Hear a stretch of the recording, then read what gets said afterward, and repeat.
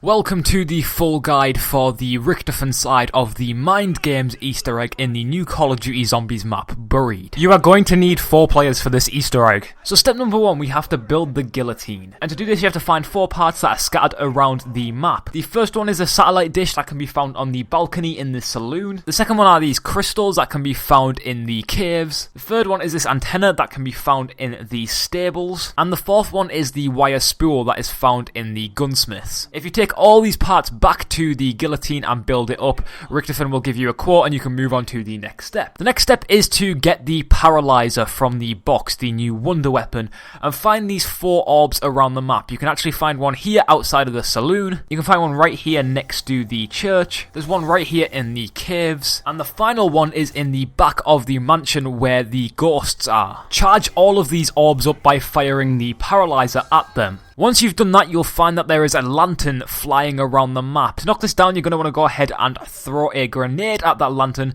It'll fall on the ground and you can go ahead and pick it up. So now what you want to do is fill the lantern, and to do this you have to kill ghosts while you are holding it.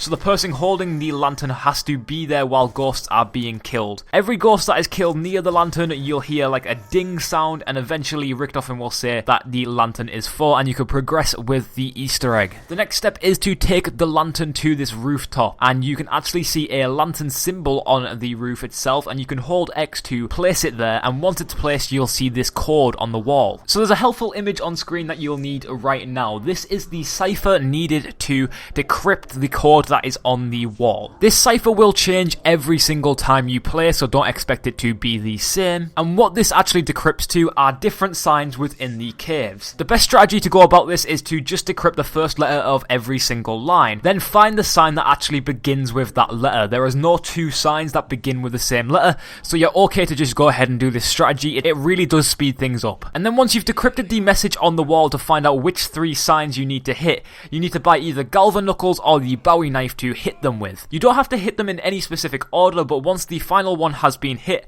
a wisp will come out the wall, and it's only visible if you have Vulture Aid. So what you have to do with the wisp is you actually have to chase it. Once you get close to it, you have to press X, and then it'll fly to a different place in the map. You have to get there quickly before the wisp disappears and resets. If you are too slow, it'll just vanish and you will have to knife the signs again. But if you get there on time, keep pressing X until it gets to the guillotine. Once it's at the guillotine, press X once more and it will get into position for the next step. So the next step is you need to lead zombies to the guillotine, and once they are lit up and they have these like blue balls on them, you have to kill them. And once you've killed 5 of those zombies, that is that step complete, and you can move on to the next step. Now the next step requires that you have time bombs, and you can get these from the mystery box. Now once you have the time bombs, you must place them down on the guillotine, on the board of the guillotine. And then you must get all 4 players to come over to the guillotine. Get 1 player to stand on each side of the guillotine and 2 players to stand on the other side of the guillotine. You have to really squeeze yourself against the guillotine. And once you've done that, go ahead and detonate the time bomb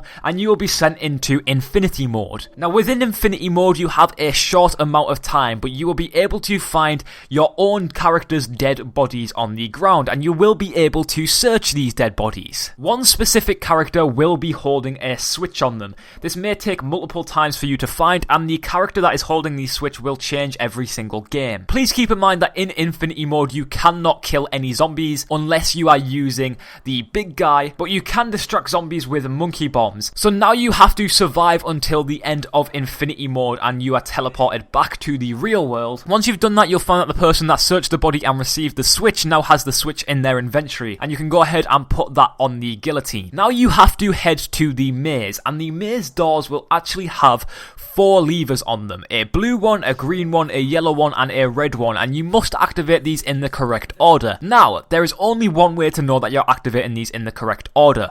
Once you hit a switch, it will begin to spark if you've hit it at the correct time. This is a very trial and error maneuver. To reset the switches, you must have everybody leave the maze and then come back. The entire maze will have been reset, but the switches will also have been reset. Keep trying until you get the exact order. Once you've done that, you'll be told to head to the Wishing Well by RICHTOFEN, and once you do that, you get the option to actually make a wish. Pressing X to make a wish actually spawns a ton of targets that you need to shoot. I believe you need to shoot them down with the PDW, but even if you do not need to shoot them down with a PDW, I would suggest you do it anyway because it has a large bullet capacity and it actually has a fast reload speed as well. Both of those things are essential for completing this step. So targets will spawn in the mansion, near the candy store, in the saloon, and around the area of Juggernog.